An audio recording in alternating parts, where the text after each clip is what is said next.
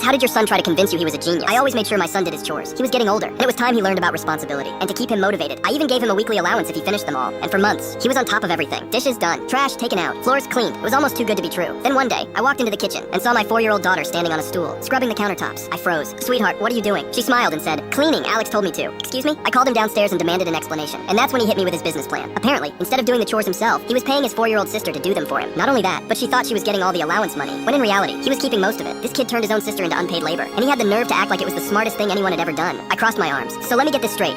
You're outsourcing your chores and underpaying your own sister. He nodded. It's called business. Dad, I took a deep breath and stared at him. This kid was running a whole underground operation in my own house. And the worst part? It was working. I sighed. I couldn't even be mad. I walked over, patted him on the shoulder, and said, yeah, you're gonna be rich one day. Then I turned to his sister and said, you're getting a raise. I've never seen someone panic so fast. His jaw dropped. Wait, what? I smiled. In fact, from now on, I'm paying her directly. He shot up from his chair. No, you can't do that. I shrugged. I don't know. Son, it's just business. He hated me for a week. But hey, at least he learned how harsh business can be.